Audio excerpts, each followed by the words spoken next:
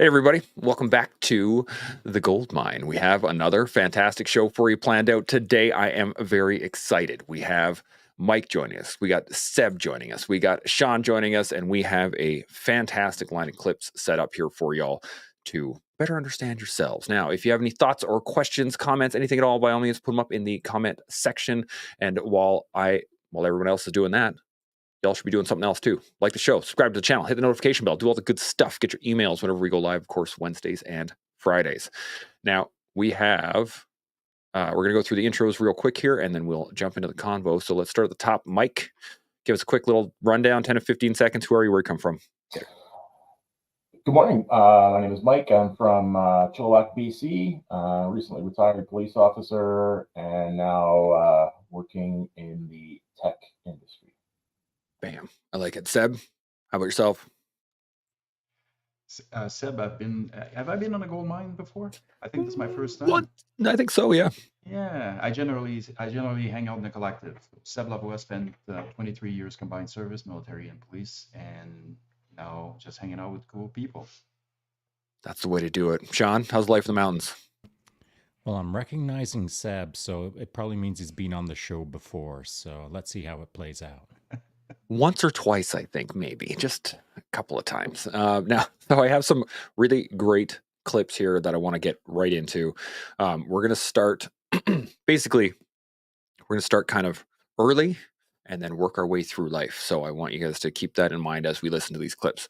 Here we go. We're going to go hit this first one. Actually, before I even get in there, I just want to touch on these because I just noticed I'm salty. Morning all. John Minari jumps in here. Morning team. I hope all the guests are rocking their collective tees, but they haven't gotten them yet, I don't think. Soon. They're coming. I'm waiting. They're coming. They're in the mail. Unbelievable. Like I'm seeing people in Ontario wearing the t-shirt, and here I am right next door to you, and I've got no t-shirt. What the heck? I mean, people are up in my DMs like hassling me. Look at my t-shirt. Where's your t-shirt? I wouldn't mind a t-shirt. It's in the mail, trust me. And I think it's just because you're in a mountain town. It takes a long time to get them out there. That's all. What do you got, Seb? I saw you saddling.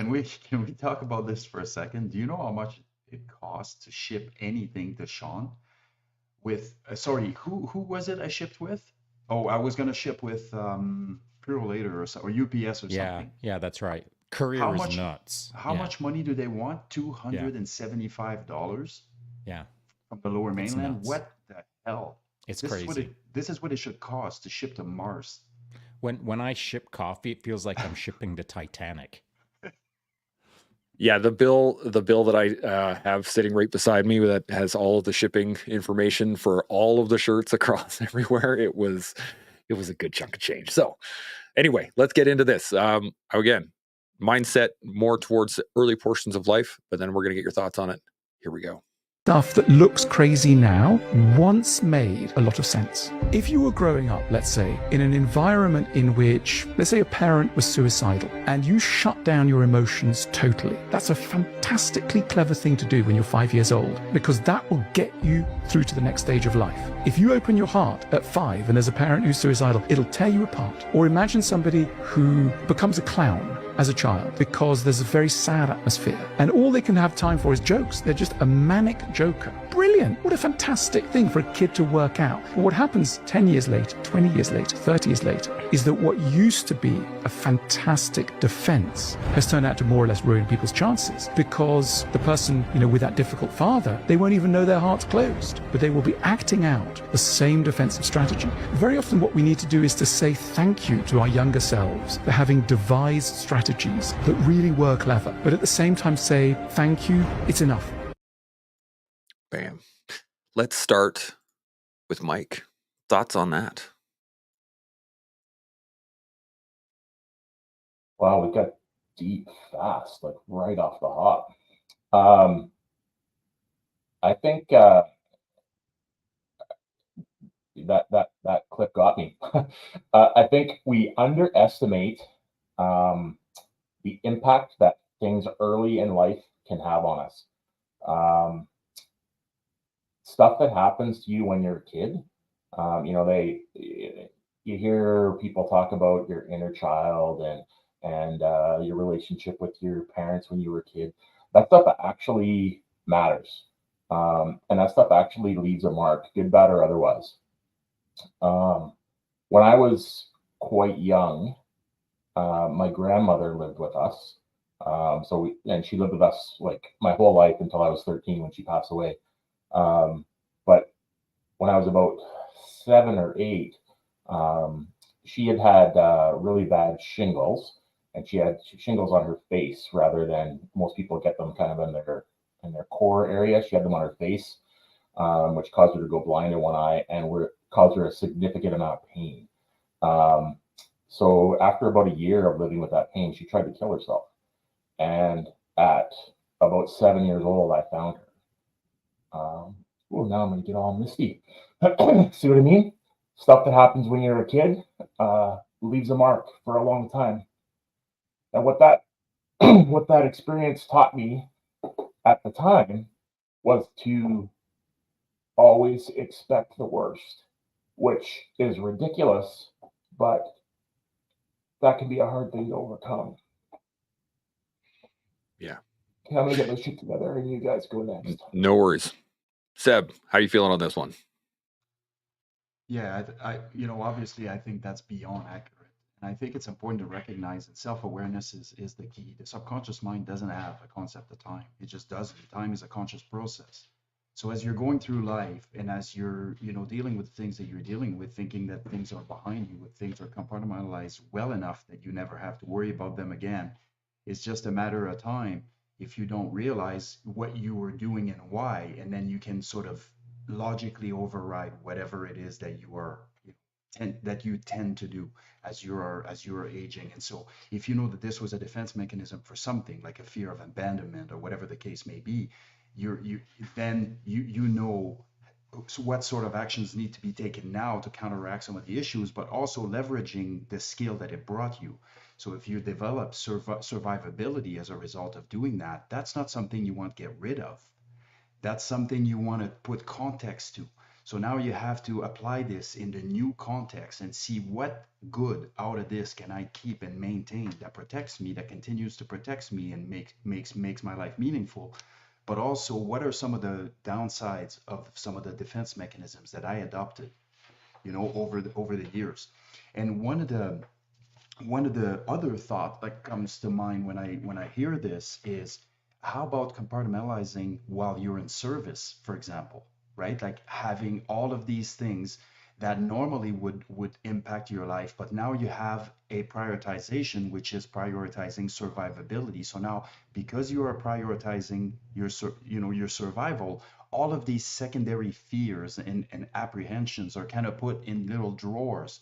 When I go in a house, somebody might shoot at me. Well, that has to go in a drawer.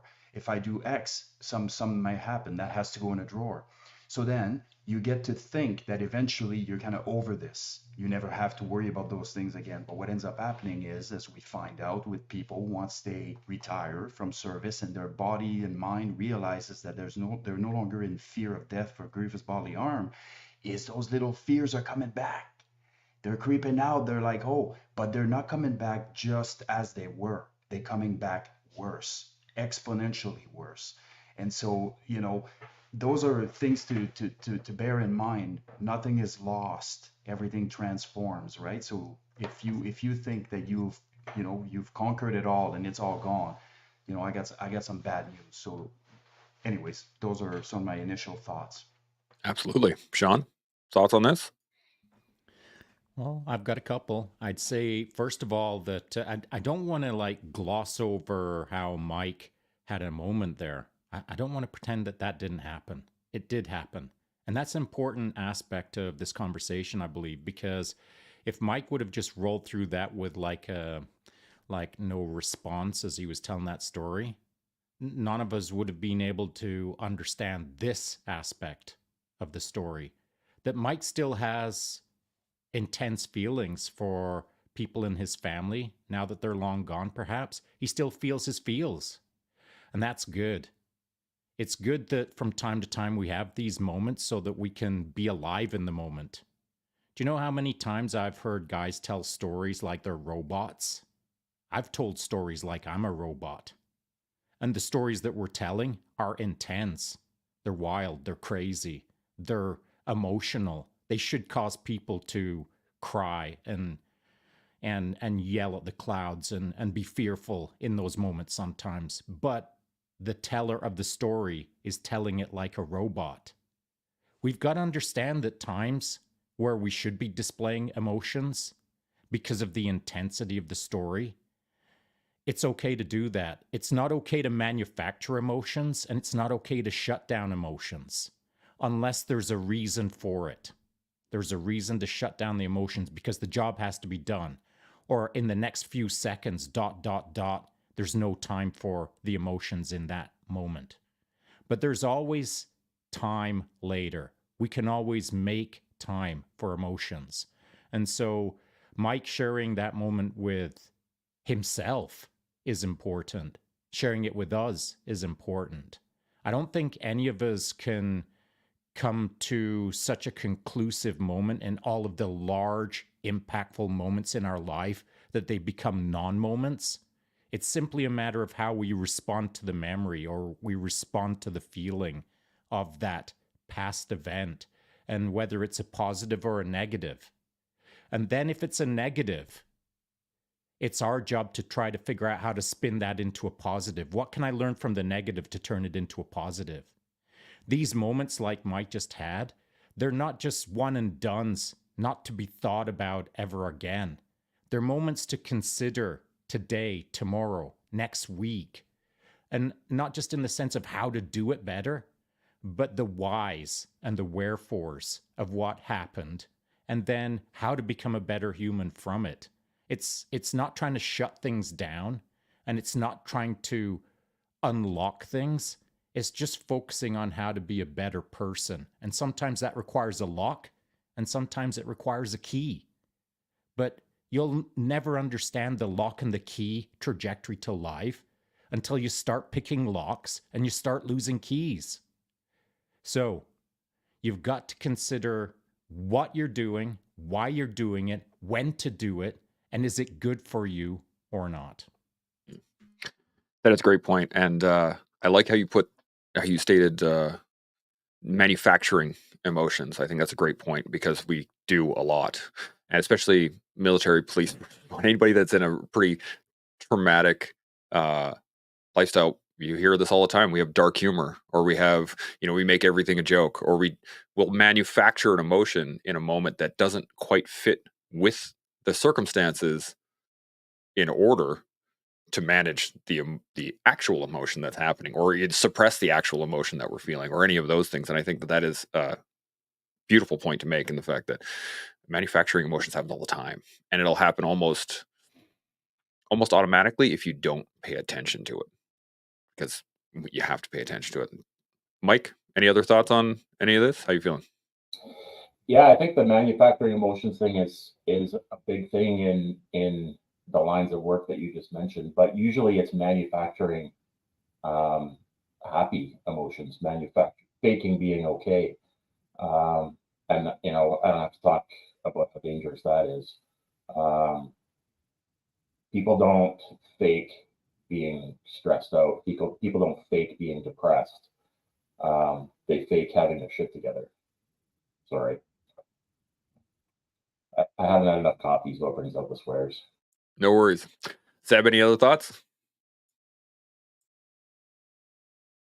No, I agree. I agree with that. I mean, acknowledging it, and again, it's acknowledging the emotion and just doing whatever it takes to negotiate a situation with the emotion. So, I have we'd be objected to give in too much to emotions. If something creates a really visceral reaction in me, then I have to. It won't be the right time, or the right strategy to address it. But it is critically important that we obviously do that we acknowledge our emotions, that we acknowledge where we stand, because it allows us to make the calls that we need to make to be the person we want to be. But I also sometimes, if I have a propensity, for example, to overreact to something, and I will catch myself doing that as well, right? So I think sometimes emotions are extremely loaded with a lot more tracking history than we give them credit for. And sometimes we don't necessarily know why we're reacting a certain way to certain things. And so sometimes overblown reactions are results of compounding issues that we haven't even thought of in a while. And it's just, if you start doing that with absolutely everything, a knowledge, move past, check, it seems to help in keeping emotions from creeping in other situations. Anyway, it does for me. I don't know if it works for everybody else, but Works for me. I'm still learning, but it does work for me. Shaun, you got any additional thoughts on this? I do. It's nothing revelationary, and it's not maybe going to be that helpful. I'll just give you my perspective on this thing. I don't typically try to figure out all the minutia of the why. Why do I feel this way, or why do I feel that way? Why did they make me feel ... What I do try to do is just figure out the feel rather than figure out the problem. Like if I'm feeling something, I try to figure out the feel. Where's this feeling coming from? And sometimes it's not at all anything to do with the problem that's in front of me. It's a feeling that I'm getting from maybe a predictive analysis of a future context. 24, 36 hours from now, I'm feeling what I think is going to happen in the future based on a quick future casting, if that makes sense. So I'm not like angry or sad about what is happening in front of me right now. The feeling I'm getting is from the future that I'm predictively projecting out. This is what's going to happen 24 hours from now based on what's happening right now. And I'm already feeling 24 hours from now. So sometimes feelings aren't connected to the moment. Sometimes they're connected to the past and future, obviously. But I'm not working on the details or the minutia of what the problem is. I'm considering the feeling and how to shape the feeling rather than shape the problem. Because the problem's always going to be there. The problem is there right now. And you can deal with that via math. You can deal with that via logic. You can deal with that via concentrated effort to Occam's razor down the problem. But that doesn't remove the feelings of the matter. It removes the logic of the logical problems that are in front of you. But the feelings can exist forever unless you're considering the feeling. Like Mike, the situation, his history, that is now history, but the feeling is existent. And the logic of the moment was back in the day dealt with, but the feeling is still hanging around. So if you're working on the problem, you're not working on the feeling sometimes. This is a great segue into my next video, and I'm going to jump into this one without too much ado. But the idea of asking yourself the right questions, I think, is really important. So let's move on to this next video, and we'll discuss it from there. Here we go.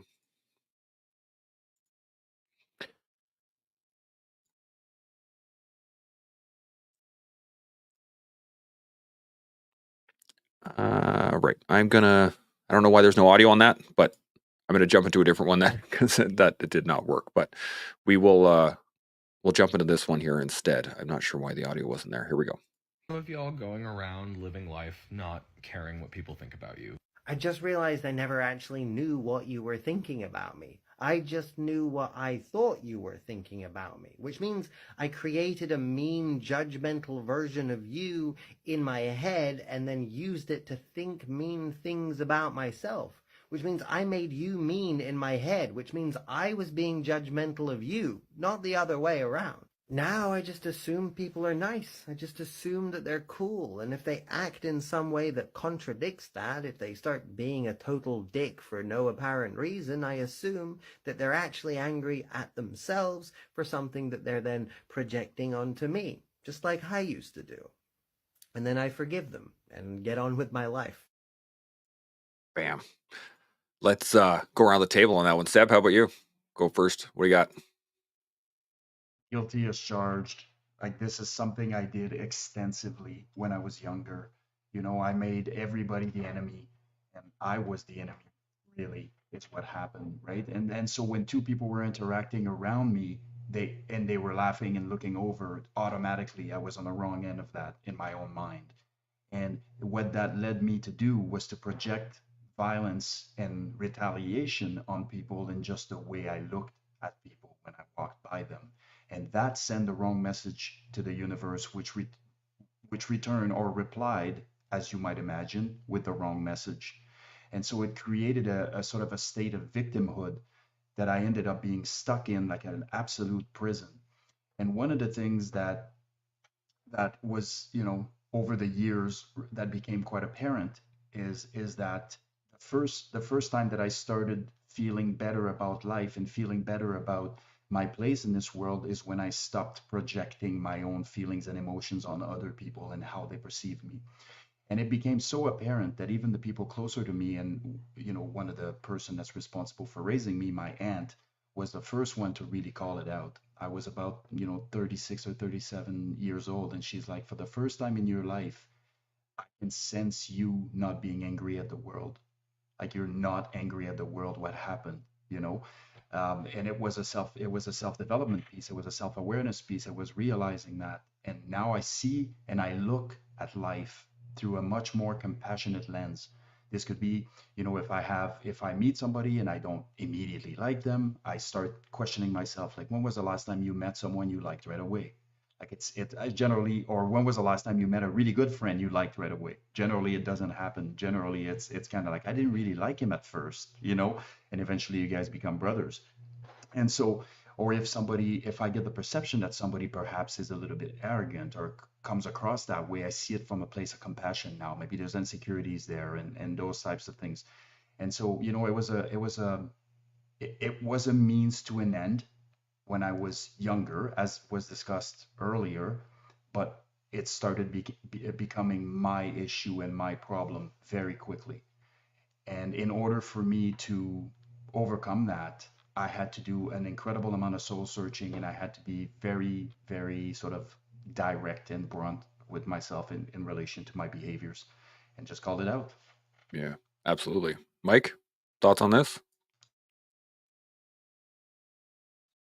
Yeah, like I said before, I learned at an early age to expect the worst. And I shouldn't say I learned at an early age. Nobody taught me that. I taught myself at an early age to expect the worst. Um, so, and that I pretty much applied that to everything, and including what I thought other people were thinking about me. Um, Somebody seems to not like me. Somebody seems to not want to engage with me. I assumed that um, that I had done something to wrong them, or they had some negative opinion about me, or they heard something about me, or whatever. Um, I just always assumed it was me. I just always assumed it was my fault, and not maybe something that they were going through, or whatever.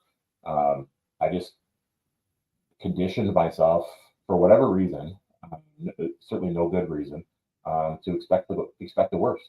And it took me a super long time, like well into my 40s, before I even became aware that I was doing that, let alone try to figure out ways to not do that. Absolutely. I still struggle with it. I really do. Shaun, any thoughts on this? Yeah. Some people struggle with it more than others. And I'm just going to ask you guys, I'm going to ask a rhetorical question. I don't expect an answer because I'm going to set a stage here that I think that you guys will have noticed anyway. As I was observing that individual, I'm scanning him. Like, I'm checking out his haircut and I'm making an assessment. I'm checking out his hoodie with his quasi-Illuminati crest that he had on his chest there, and I'm making an assessment. I'm looking how he's laying on the couch, and I'm making an assessment. I'm looking how he looks, and I'm making an assessment. Before he says a word, I've already made an assessment. Then he starts speaking. Now I'm making an assessment. And all of it, every single second that I watch him and listen to him, I'm making an assessment. I'm building a profile. I'm building an avatar. I'm building a human in my mind, what I think he is. Now, whether what I think he is and what he is, whether they're the same or two different things, is neither here nor there for this particular point that I'm making. My point is this, that as humans, that's what we do. Some do it more than others. I was trained to rapidly patternize a person. In a half a second, I'm creating a pattern on them. 10 seconds later, I've refined that pattern. A minute into it, I've refined the pattern even more. I'm refining my pattern constantly. I never stop patternizing anyone, ever. There's never a moment when I think, oh, well, I've seen enough of Seb for the rest of my life. I guess I know him now. I'm always patternizing people. Every additional piece of new information gets folded into the pattern. That way I don't have to keep relearning them every day. And I think that that's kind of an interesting aspect, is what we put out is what people see. And what we're putting out, maybe we don't see what we're putting out. And so there is the, not dichotomy, but the dilemma. We think we know ourselves and we think we know what we're doing. But if there's 100 people around us that are seeing something different, who's wrong and who's right? And so the guy who was laying on the couch saying, you don't know my head because I don't know my head, because you don't know me because I don't know you. You can spin that all around all day long. And he's right. He's right. But you can it's not an argument, you can tear the conversation up into a dozen different ways and make a dozen different points about this subject. We're all in this journey as a solo player. And what we put out is for us to decide. And what everyone picks up, whatever we're putting down, that's for them to decide. The secret is it's collaborative. And so if I'm putting something out there and I'm not collaborating with anyone, like I'm just 100% sending and not interested what anyone interprets out there, that's a whole different journey than me doing me, but considering what others are picking up, what I'm putting down, and then refining it so that I actually have friends when I die. You know what I'm saying? Like, it's a solo journey, and we shouldn't flippity flop our script so that the guy on the other couch across from us is happy with who we are. We have to be happy with who we are, but we have to be happy with them being happy with who we are. It is a collaborative secret sauce. You can put all of the ingredients into it that you want, and if you don't share the recipe, then what? So we're all frickin' sharing this shared existence. And the better you share, the better you do.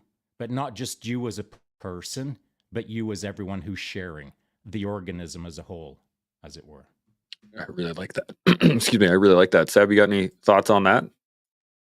Yeah, I think that's great. It's a great conversation point because it reminds us to strike the balance between the need for external validation and realizing that external validation to a certain extent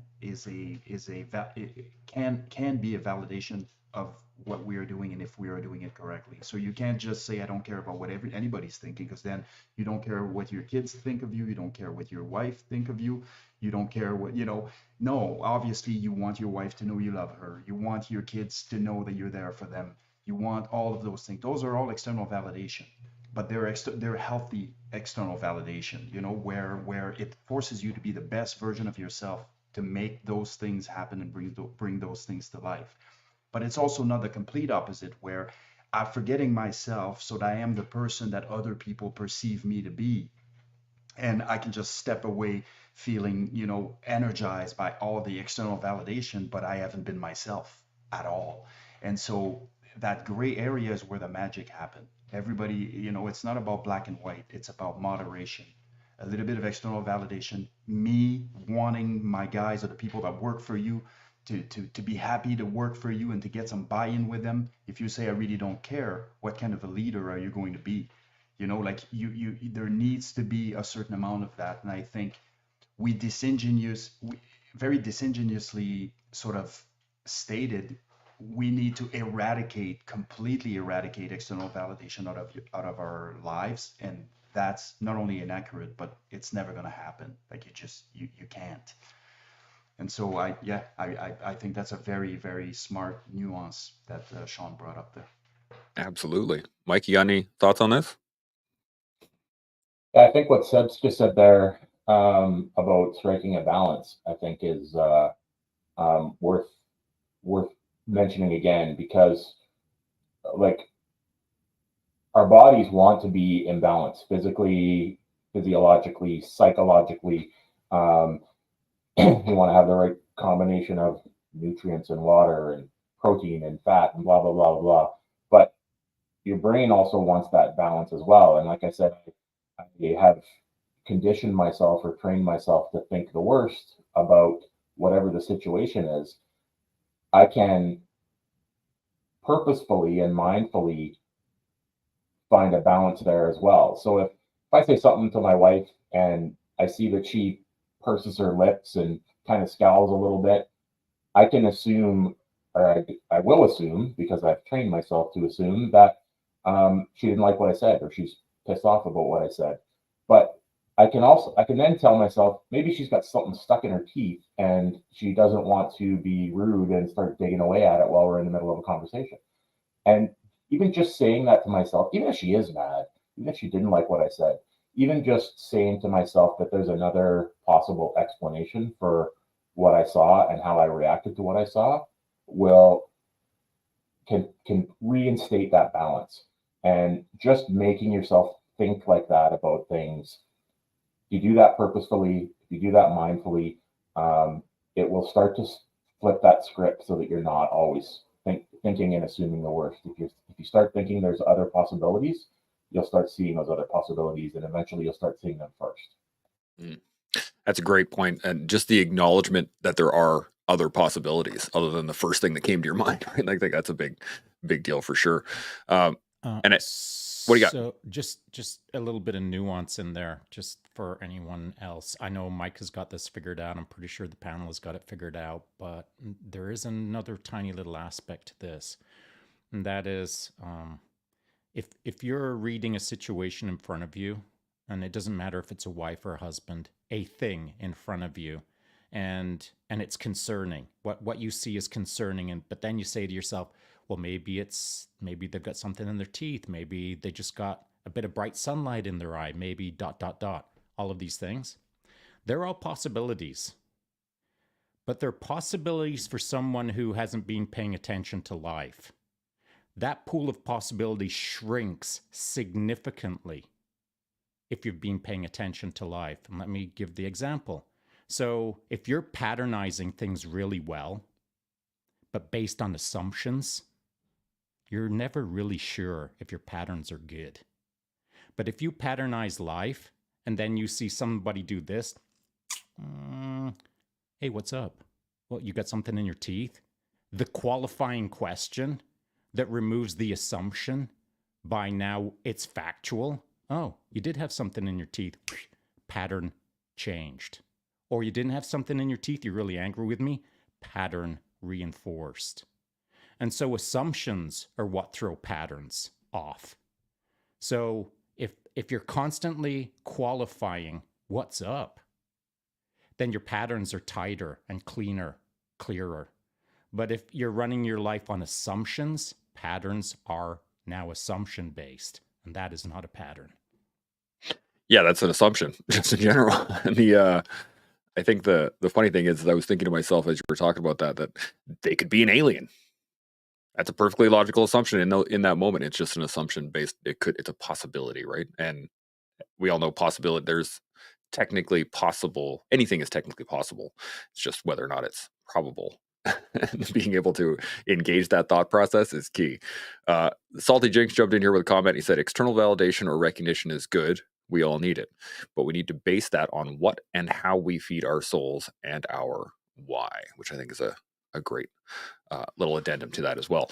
Now, I love where you guys are all going with this, and I was able to fix the other video here. So I'm going to throw that one up, and we're going to get your thoughts on that one as well. So here we go. Interesting how the brain is wired. If you want better answers, ask yourself better questions. When a guy's scuffling, the question they're going to ask is, why do I suck? Why do I always do this? Why am I so bad? Why? And it tends to be negative. When you ask yourself those questions, your brain is going to go and give evidence to find support to those answers. But what you do, which I think so many people could do, I don't care if you play baseball or what, if you want better answers, Ask yourself better questions. What am I grateful for? What did I do well today? What's the positive in today? When you start asking yourself those questions and start doing it consistently every single day, your brain does something amazing. It starts scanning the environment because it knows you're going to write those questions to answer those answers down. It knows you're going to ask yourself, so it's already scanning your environment, looking for those answers to be able to balance out the bad and the good. We have the negativity bias. We're going to be negative. And what I love about parents is they love you more than anyone, and they want. And so a lot of times parents can be hard sometimes, not because they're trying to hurt us, but they want to bring the best out of us. But I love that exercise. That's awesome. Bam. So, any thoughts on that, Sean? I'm going to start with you first on this one. What do you think? Well, I'm not a baseball guy, but I'm going to assume that they were based on the baseball hat and the term scuffling. I don't know. I don't know what scuffling is. When he said scuffling, I thought we're about to fight, but apparently not. So, what do I think about that? I disagree with what that guy had to say. Not 100%. It's not that I'm saying categorically that guy's an idiot. I'm not saying that. I'm saying that I'm going to disagree with him because I plan for the worst and hope for the best. That's what I've been doing all my life. And so does that mean I have a negativity bias? Is that why I'm still alive then?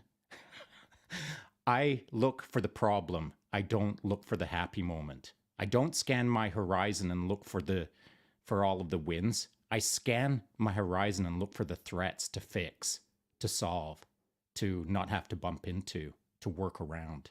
And so I am perhaps negativity bias based rather than positively bias based. But that's kept me alive, and that's kept me reasonably successful, and it's kept me moving forward when I've seen other people who haven't continued to move forward because they're perhaps looking on the horizon for the unicorn and the rainbows, whereas I am not. I'm looking for the problem that I'm going to smash today rather than hope it goes away, if that makes sense. Interesting. Mike, thoughts on this? I like that perspective, Sean. But I'm gonna agree and disagree with the video and with Sean.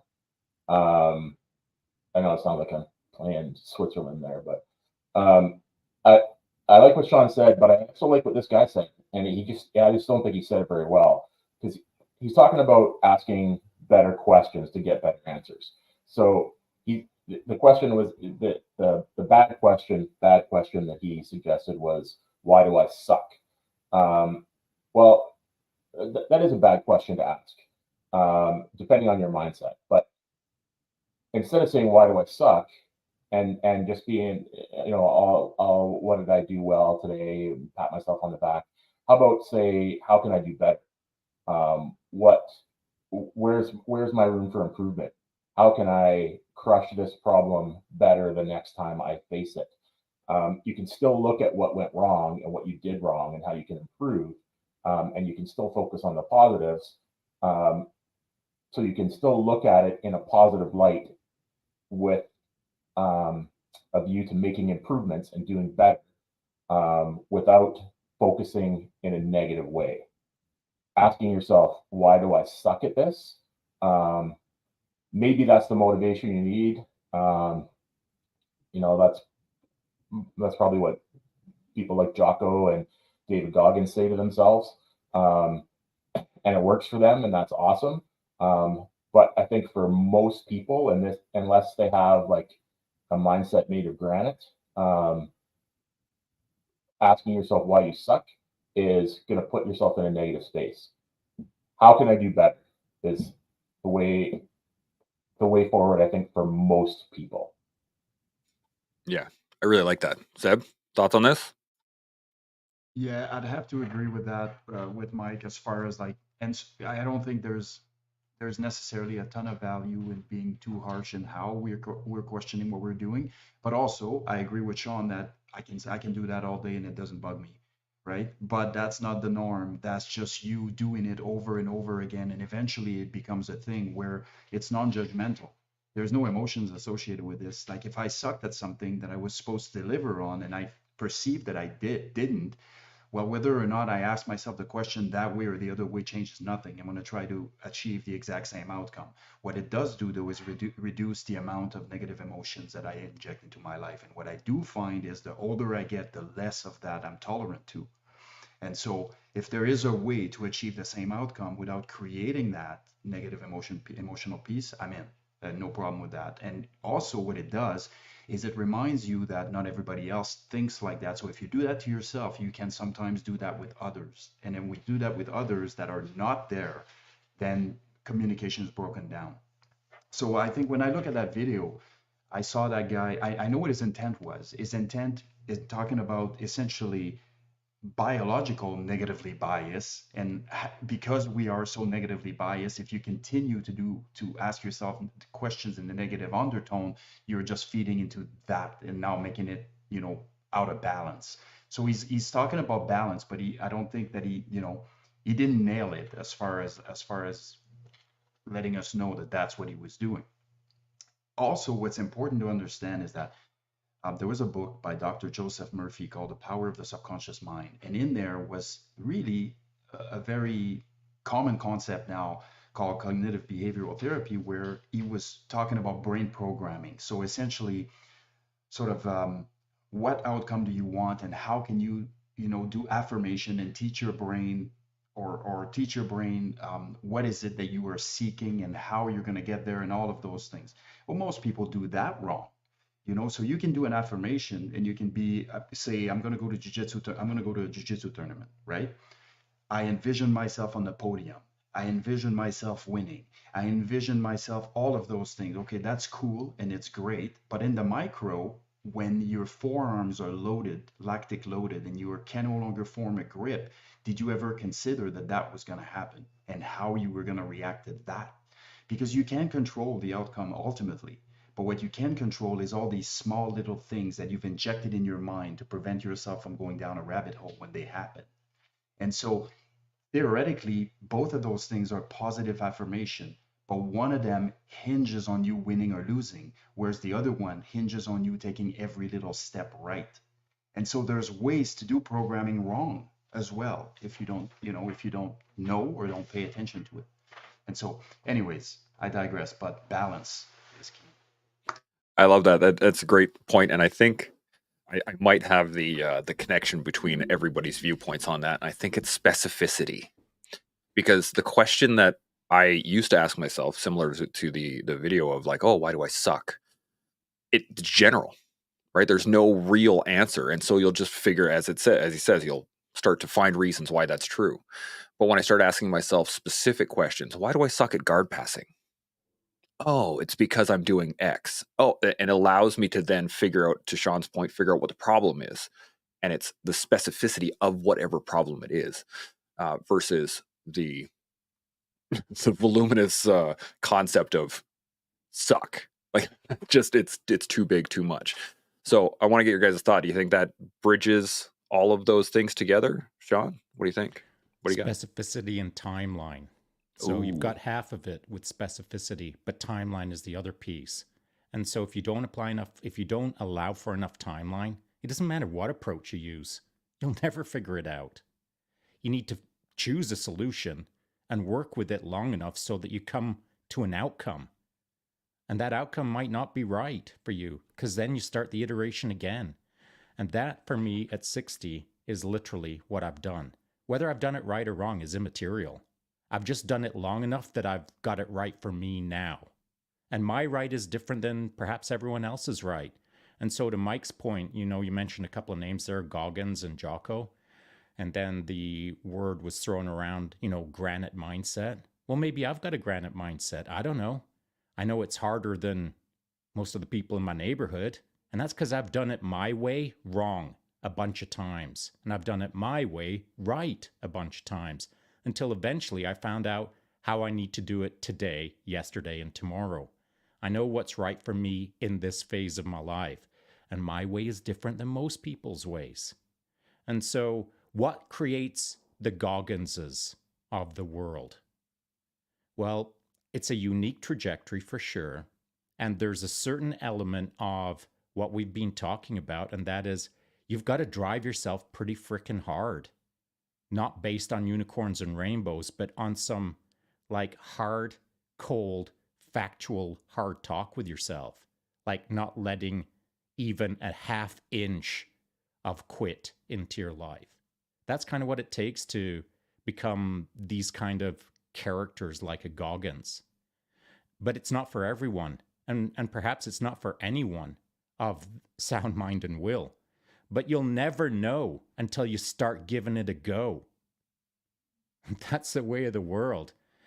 Everyone out there who listens to this later today can think whatever they want to think about what a trajectory like that looks like, but you're only looking at it as a science experiment from an arm's distance. You're not looking at it like you're in the experiment, trying it. Try it for a few years. Try a Goggins lifestyle for a few years and see if that pattern is for you. That's the only way to find out what works in your life at this point, which will be different 10 years from now, which will be different than 30 years from now. But thematically, I think we're all supposed to assign a decade that says, I wouldn't mind being Goggins this decade. Let's see how that goes. Go figure it out. And if you make it, if you don't make it, if you understand it or don't understand it, it's neither here nor there. You'll be further down the pipeline of understanding yourself. And I think that is kind of key. Everyone externalizes the, I want to be like him, I want to be like her, I want to be that. Be you, be it today, whatever it is within you that you don't understand because you're not pushing it hard enough. Push yourself hard for a decade and learn who you are. Learn if you are the new Goggins or not. But it's all assumptions until you start pushing hard. Yeah, I like it. Mike, thoughts on this? Yeah, well, first of all, I'd say that probably, I mean, I don't have a definition for granite mindset. It's just a word I threw out there, but I would suggest that probably 3 of the 4 people in this room, and here's a hint, I'm not one of them, have that granite mindset, because you can't succeed in tier 1 special operations or any military career, sprint up the gross grind on one leg without that kind of mindset. Yeah, so I sound like I'm blowing smoke up your butts, but it's always humbling to be in the room with you guys. But to your point, Chance, on the specificity piece, specificity. Words are hard. I think the difference for me in the language we use when we're speaking to ourselves, when we're talking about ourselves, is the difference is, why did I fail at this versus why am I a failure? That's the specific difference for me. It is perfectly acceptable to fail over and over and over again. That doesn't make a person a failure. You learn way more from your failures than your successes. I can't remember who said that, but somebody way smarter than me. Nothing wrong with screwing things up, but that's not a reflection of a person's character. As long as your next step is to fix it. Yeah, absolutely. Seb, thoughts on this? Yeah, there's lots there, but I like the specificity. I think it really addresses whatever the issue is, and it takes it out of the emotional realm and more into the actionable realm. So I really like that always. For me, I'm kind of like Shaun. I know both of us kind of speak to ourselves the same way. And for me, I don't have a choice, because I'm going to try to outwit the will. Like, it's going to happen. Like, if I don't call myself out hard, then I will finagle a reason to not do X, Y, and Z, and just kind of float around and do nothing productive. And so I found out many years that I had that many years ago that I had that propensity.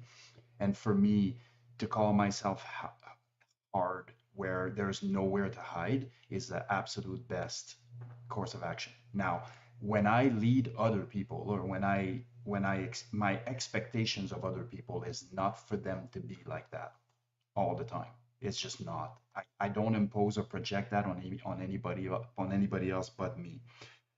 But it speaks to accountability for myself, and I think a lot of people need that secretly. And I've had people, and I'm sure we all did, have people in my DMs say, I need you to keep me accountable. It's like, dude, okay, so I got life to do over here, and I'm a little bit busy, and I don't have time to keep you accountable. But here's for the good news: you can keep yourself accountable if you don't give yourself an out. So whatever that looks like, if you can have a soft conversation and still not try to outwit your will, I'm in. Let's do it. But you'll find out soon enough how crafty you can get if you're too soft with yourself, and you're gonna find ways out of everything. And so once a year or two has passed and you've gone nowhere, hopefully you realize then that you're gonna need to sort of dial it up a bit. And if somebody is very sort of negatively biased when they're introspecting, there may be a time where somebody needs to give themselves a little bit more validation on some of the micro wins that they have encountered, because they have such a propensity to consistently self-destruct. If you have that kind of mindset, going harder on yourself is the opposite of what you should do. You have to strike that balance. I'm not suggesting you need to go the complete opposite direction, but you need to strike that balance. And again, it's all about balance. Yeah, absolutely. This is such a key point. Shaun, what do you got? Just going to show a little stage prop here. Of course, I had no idea this was what we were going to be talking about this morning or where the conversation was going to go, but I'm going to show you. I'm not going to show you that. It's in my Instagram stories. What I am going to say is this morning I was looking at Building the Elite. I was flicking through the book, Building the Elite. And I highlighted a couple, 3 pages on my Instagram stories. This one, if you could see it, which you can't, the title of this particular page is Path Shaping. Don't Let the Weakness In. And I'm just going to read a couple of things here. The mental strategies involved in training often involve using one aspect of your mind to outmaneuver the other. Does that sound like what Seb just said? I believe it is. And so I could continue on reading little pieces that I put up here on Instagram stories this morning that are completely in line with this conversation. But I'll say this, that is not a random sort of coincidence. That is not like once a year I pick up a book to consider this precise subject that we're talking about right now, and it just happened to align with today's conversation. It's nearly every single day that I've got my head on this topic, this conversation about how to be a better human, how to have more willpower, how to have more discipline, how to have more focus, how to use your mind more correctly, how to produce results easier rather than hard. Most of my life is spent on this subject. And I know this for sure, that I know 10% of what I need to know. Where's the other 90% that I need to know? It's conversations like this that I get the other 90%. I'm voraciously pursuing nearly every single day this subject that we're in right now. And I still don't have enough time in my life to understand it all. And so if you've never spent a moment considering picking up a book like Building the Elite or picking up a book that talks about these very subjects, I'm not sure why you haven't. I'm not sure why anyone hasn't picked up a book or hit a website or looked for a resource that focuses intensely on mindset in respect to these kind of things. It's the best time you'll ever spend within your life is getting better at life. It's the best money you'll ever spend buying a book that talks about these kind of things. The time that you spend listening to us talking about this subject is time well spent. But now I'm going to hit the ... on all of those things that I just said. If you contemplate it, if you reflect on it, there's a difference between consuming information, like listening to what we're talking about and then letting it go through one ear and out the other. There's a difference between listening, and then there's a difference between thinking after you've listened.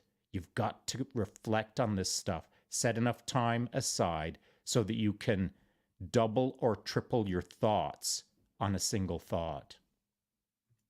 Yeah, I really like that. The key, I think, at least in my mind, is the fact if you don't spend the time actually engaging any of these thoughts, then they're just going to flit away into nothingness anyway. So back to the very beginning of the conversation, if you don't re-bring up the things that the emotions that you've had throughout your life, or the experiences that you've had through your life, or the thoughts that you've had through your life, if you don't do any of those, they're going to come back, and they're going to, as Seb said, they're going to become exponential. Like they're just going to keep getting worse and worse and worse the farther you put them off.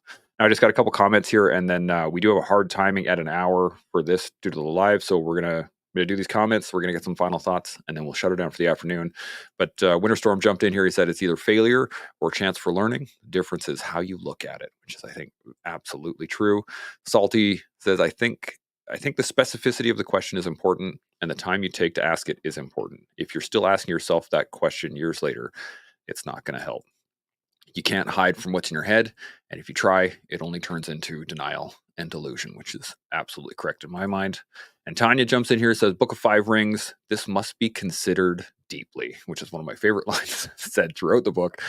Dare I add to Masashi, this must be considered and implemented intentionally. There we go. So with the whole conversation, any final thoughts? Mike, we'll start with you. And we only got like 3 minutes, so we're going to keep them short. What do you think? I like what Shaun said about finding a book and reading it and actually digesting that information. No one book is going to cut it. No one medium is going to cut it. Find a bunch of books, find a bunch of websites, find a bunch of podcasts, find a bunch of TED Talks. Just feed your brain, feed your soul. I like it. Seb, final thoughts? Yeah, in line with that, I couldn't agree more. I think that challenging our own thoughts is what can sometimes we believe that we've established exactly, we got it sorted, that we know exactly how we feel about certain things, or that we understand something viscerally or deeply. The reality is most of the time we don't, and that's just an illusion. And so doing the research and reformulating and acquiring wisdom from other people and people that have different set of circumstances and everything helps us, in that shared wisdom sort of concept. It helps us build and evaluate and adapt our own mindset, our own thought process, but it doesn't happen in a vacuum. Absolutely. Shaun, final thoughts? And to build on what the boys just said, just like Mike and I'll say disagreed, which we weren't disagreeing, just like we did in this conversation today, you've got to put yourself out there intellectually to understand what someone's saying. And then you've got to dial up the intellectualism to disagree with what that person is saying. And then you've got to dial up your disagreement so that the other person picks up what you're putting down and might agree partially with what you're saying, but then is going to disagree with you. And then back and forth through that iterative process, you should be able to collaboratively disagree with anyone on nearly anything and not have a meltdown and make the world better for it. So find your balance in communicating with other human beings. It's okay to be wrong. It's okay to be right. It's okay to be partially wrong and right. Just find your balance. Learn how to get along with others, get smarter, get in the game. Yeah, absolutely. I have nothing to add to that, so I will say the same thing I say every week, but it is be deliberate in your growth, be intentional in your learning, and continue to grow in a balanced fashion every single day. We'll see y'all next week. Chimo.